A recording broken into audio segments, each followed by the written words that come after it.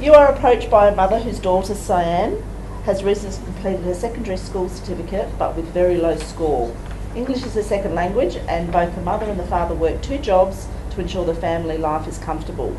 Shan works when she can to assist her family, working 1 shift at the local supermarket. Cyan has a younger sister who is 5. In addition to working her shift at the local supermarket, she picks up the younger sister from their grandparents, grandmother, and then goes home to cook dinner, cooks dinner for the younger sister and puts her to bed. Cyan's mother has contacted you to see if it's possible for her daughter to be enrolled in a diploma of beauty therapy.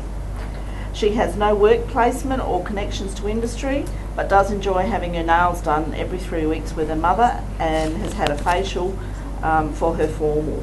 Her mother has just allowed her to start wearing lipstick. Her mother describes her as being very determined but very quiet. So, the questions we had posed to us were, what is the most appropriate pathway for Cyan given her circumstances?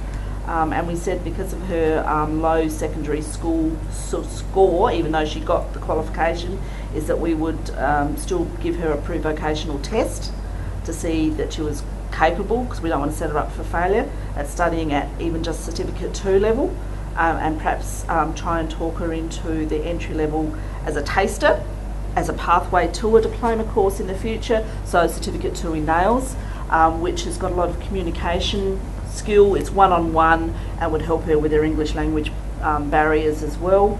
Offer her, we didn't get to the actual unit selection, we just said Certificate 2 in nails.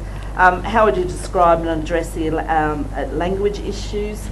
We said that we would offer English and support literacy and numeracy services, which most RTOs do provide, and then it's up to the student whether they actually attend and use those services.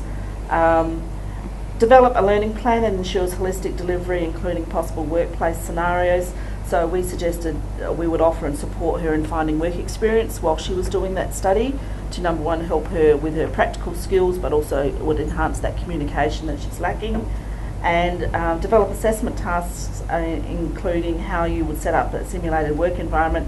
Well, we'd have the training facilities as an RTO, which is a simulated environment already, combined with the work experience, training plans, etc., and offer those support services and mentoring by trainers. Fantastic.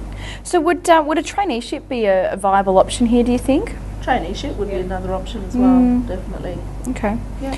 And but certainly I wouldn't throw her in at diploma level study, even though you sort of ramp it up. I think she's a prime case that you would offer a shorter course as a taster, lower level, before you signed her up to a high level course.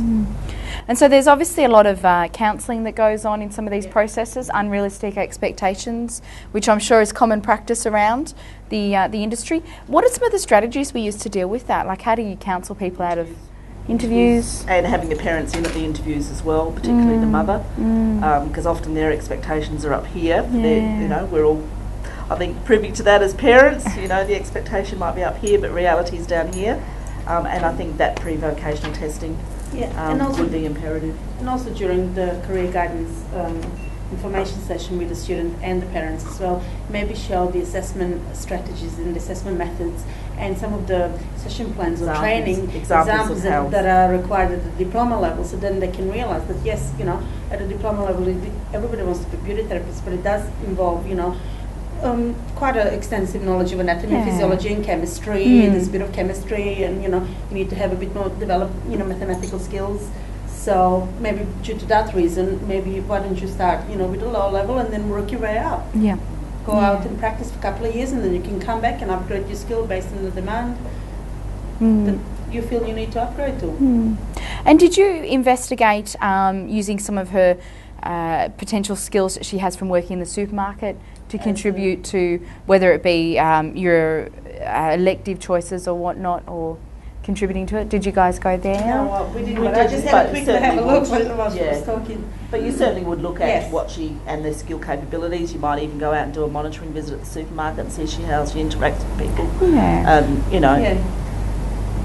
When it comes to the elective, because she actually works in a supermarket, obviously presumably there will be some interaction with customers, depending on the checkout. Yeah. So my personal She might be advice stocking shelves, so Mhm. you don't know. It just really depends what Yeah. she does. Then it will be, from stock control procedures. But I would actually then recommend her to maybe choose electives that are outside that area, because she already has some experience, presumably, working in a supermarket. So maybe move a little bit, because you already have that skill. Why don't you, build on your current skills instead of just going around the same area?